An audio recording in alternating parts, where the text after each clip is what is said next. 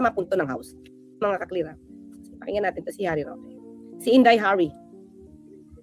Siguro ako sila nakakita na ng isa po siguro ako sila nakakita na ng tahanang inuupahan ni Inday Sara. Sa Maynila, ang problema ng tahanan niya, palaging may anay.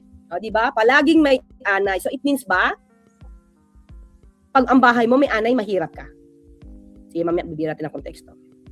Anay infested ang bahay niya. Kaya parang, ewan ko ba, 2 beses isang taon ata sila nagmamapiko, no? Yan ba ang nangungurakot na nakatira sa anay infested house? Mga kaklira, tingnan natin ha. Ang galing ng logic niya. Tingnan mo ha. Tingnan natin ito ha. Ito yung ni-research lang natin mga. Siyempre, ang bahay ba ng mayaman dapat hindi inaanay. Ayan o. The houses of wealthy people can absolutely be termite infested. Bakit? Termites do not discriminate based on the value of the home, its construction materials, or the income of its owners. In fact, large homes with extensive wooden components can be prime targets. Anong logic yun? Na papaanong sasabing mayaman to kung inaanay ang bahay? Di ba? Saka mga kaklir, wait lang mga kaklir. Sabi niya, inuupahan lang. So hindi kanya yan, baka yung bahay niya maganda. Di ba? Gaya ng tatay niya na matapos maging presidente, abay nakatira pa rin doon sa tinatawag kong bahay kalapate. Oho, bahay kalapati talaga, no? Tapos puro lechon ang handa. Siyempre, hindi niya ipapakita kung ano yung bahay niya. Di ba? Para hindi, ano bang sabi, di ba? Marami, may mga properties daw si Duterte sa sa Manila. Di ba? Ay, ano may tinitirhan nila? Kitty.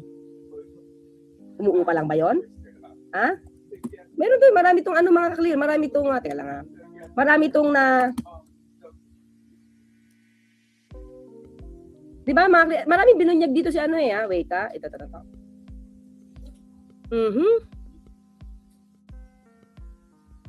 Teka lang ha.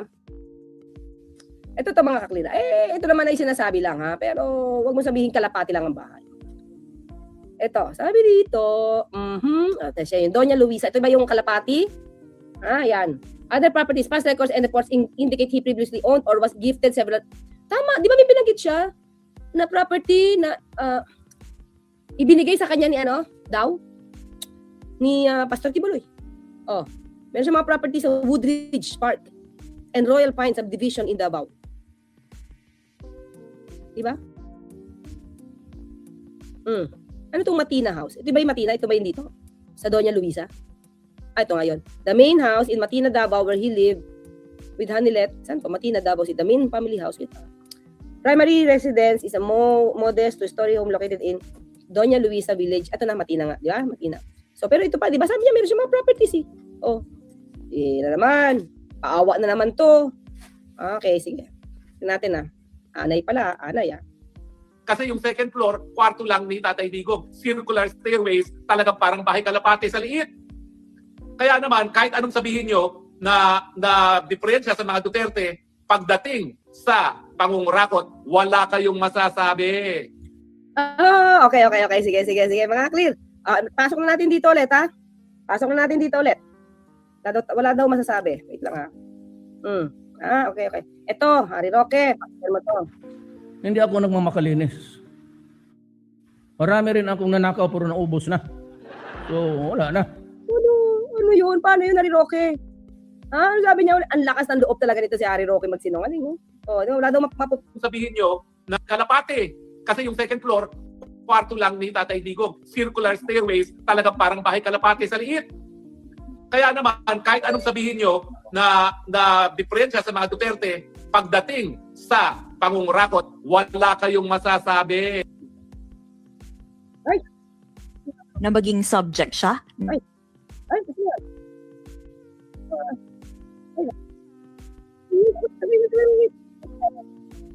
Mas, lovely. Ma-add suitability ako niyan. Ma-add suitability tayo niyan eh. Kaya okay lang tayo. Ulit ha.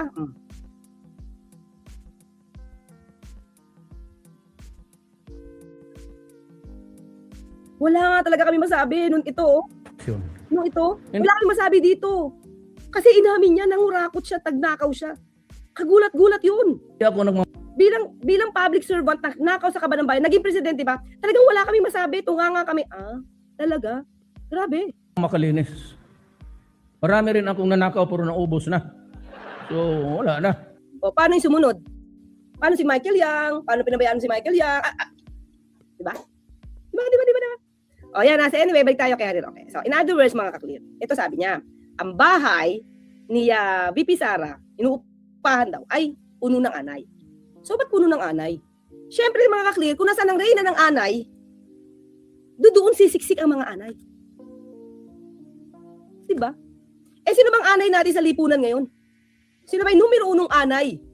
Bilang anay, talangka, buitre. Diba? Kaya, yung anay, pag reyna ka, bakit ba kailangan ng reyna? Ang reyna, mga kaklir, ang reyna, yan ang nagpaparami.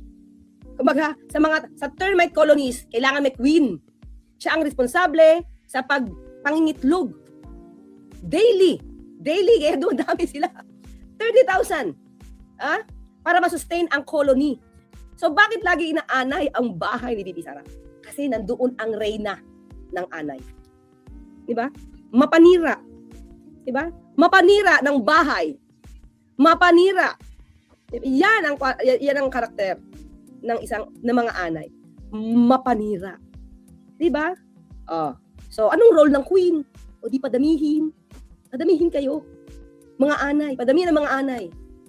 Kaya, dapat hindi nga ito binulgar ni Harry Roque. Dahil kumbaga,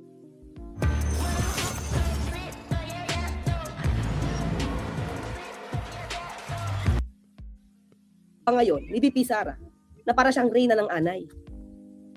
Walang ginawa kung umatngat ng umatngat para masira ang gobyerno. At yung mga alipores niya, ngat-ngat din ang ngat-ngat. Pag sinabi ng queen, ganito ang gawin. Ganun. Pare-pareho sila, ganoon ang mga naratibo. Diba? So, yung pagiging anay, mga kaklir, diba? Hindi yan simbolo na mahirap ka. Unang-una, ang asset ni VP Sara, hindi niya ma-explain yung 50 million. Saan niya nakuha yung 50 million? Diba? Okay, magkano ba sweldo niya? I-compute na lang. Sige, i-compute na lang in 1 year. Magkano sweldo niya? Sabihin natin nga, paki-compute nga, Addictus Rex, paki-check. Sino dito? Pag nanalo ka ng 500 million, bili ka agad ng kondo. Naku, nina, pagka may kondo na ako, naku, baka ibang tao naman ang i-ano sa akin. I-link. Tapos may kondo na ako, di ba? Sabihin nila, ay, may kondo yan. Buti na lang. Talaga, wala akong kondo. Kundi, tuwa siguro DDS, no? Di ba?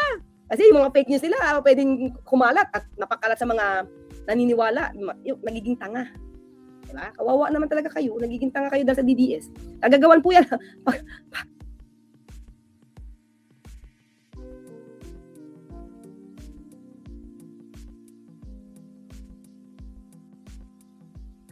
Pagka bumaba ang inyong IQ, mga kaklir, hindi natin kasalanan yan. Kasalanan ng DDS yan.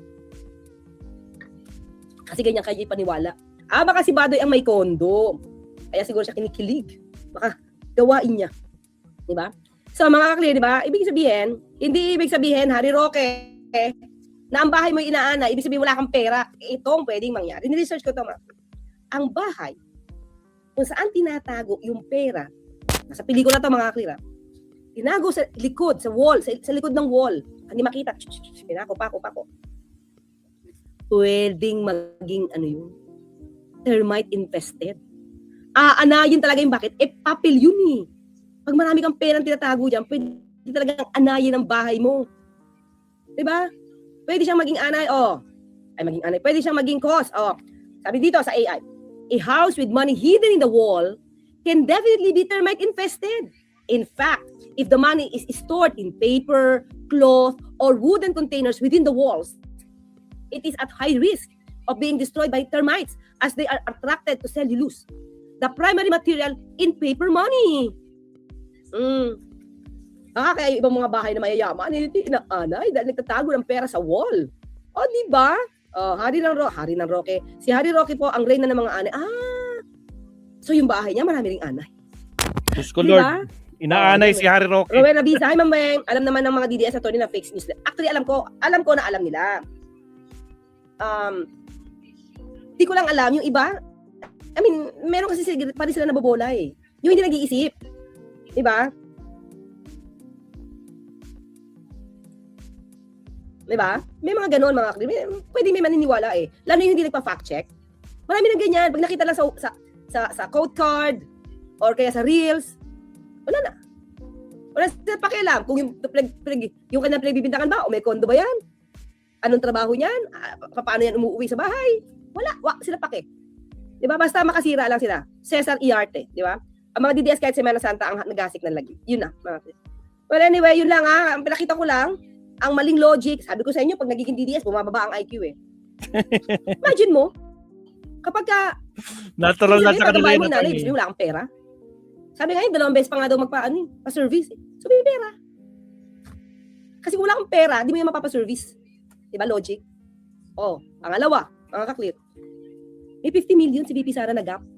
Kasi may 88.5 million na siya nung nakaraan. Kung sabihin mo ng pera. Ay, Matang Maynila to, hello po. Good evening po. Naku, sana naabutan niyo yung aking first episode. Oo. Nakita ko po naman, nag-text pala ako sa inyo kanina, nag-comment pala. Pinanood ko po yun. Maraming salamat din po sa inyo paniniwala, Sir Wilson. Marami pong salamat. Yan. Thank you po sa pagbisitang muli. Ayan. Sana po nadinig yung aking pagbati sa Batang Maynila to It's. Ayan supportahan niyo po ang kanyang YouTube channel. Yan. Oo. Kasi pag si Sir Wilson na nagbibigay ng comment, alam mo, parang kahit alam mo na may pitik, pero ang gaan ng pitik, alam mo yun, parang kasing meron siya mga, tawag dito, may mga sound effects si Sir Wilson, Batang Maynila to. Kaya medyo magaan. Sir, actually, wala pa po ako sa palasyo. Election pa lang po, ng 2022. Yeah, ng 2022, nanonood na ako sa inyo. At lagi nga po kayo binabati ni Ma'am Christy Fermin Osi, alam ko. Pinanood ko na po kayo. Wala pa po ako sa palasyo. Kaya maraming salamat sa suporta. Yan, Sir Wilson, ng Batang Maynila Topics. Okay mga clear, yun lang tinake up natin kasi ang logic ni Harry Roque bumababa ang kanyang pag-unawa. Bumababa ang kanyang pag-aanalisa. Maisagip lang ang mga Duterte. Nakakalimutan niyang umamin ang puon niya na magnanakaw ng pondo ng bayan. Nakakalimutan niyang umamin sa publiko, itong si dating Pangulong Duterte, na siya'y corrupt. Tapos sabi niya, issue ng korupsyon, walang masasabi. Ayan siya mismo umamin. Diba, Harry Roque? Nakalimutan mo na lahat or kinalimutan mo. Oy, si MUG. Hello po, Yusek, at sa lahat. Ayan. Ayan si MUG. Diba, MUG? Yung mga kakilala mong farmer, yan yung mga nagkaso kay Harry Roque, kay Inday. Inday ay Harry Roque. Hindi ko kumante. Okay, mga binati ni Rita lang si ang Maynila to. It's Batang Maynila to. Okay, jamin din na. Ray Quizon, ang ating baby, bunso. Okay, buti hindi na i-connect si Sir Adictus kay Radyo Man Jenny nung nagbigay siya ng flowers. Kino-connect nga namin, pinipilit nga namin Salmonic Sashimi na i-connect. Hindi nag-viral. Biglang dun lang, tapos wala na. Hindi nag-viral Kino-connect namin pilit. Diba? Diba si Adictus Rex? Wala Hindi dapat pinush natin ng pinush, dapat pinag-viral natin, diba? Ayan. Okay, see you in a while mga ka-clear. Bye-bye! Salamat, attorney. Alright, Mabsat. So, it's already 10:22, Mabsat. Kailangan na natin magpahinga kasi maaga na naman ang biyahe natin mamaya. So, shout out po sa mga kasama natin. Siyempre, nandyan si Naomi Chin. Tragis baklang Roque daw, Mabsat. Diyos ko, Lord. Gardas up, shout out. Naomi Chin, Leonardo Ansag. Desert Spring, Elegant del Carmen. Sila Allen Valencia, shout out din. Kay Jenny Ramos. Kay Mark Bon Jovi, kay Chayos, Mark Juan, si Eliza Gabriel, shout out kay Daisy Cartas, sino pa ba? Lahat po naman nandito mula pa kanina, mga VMP family, Romy, sino pa? Si Khaled, sino pa? Cold pala, Cold. Aurelia Serafors family, Nilda Arceo, at saka sa lahat po ng mga kasama natin. Ardon Zala. Alright, so again, maraming salamat po. Again, si Leonardo, maraming salamat po. So, kailangan na natin magpahinga kasi may emergency tayong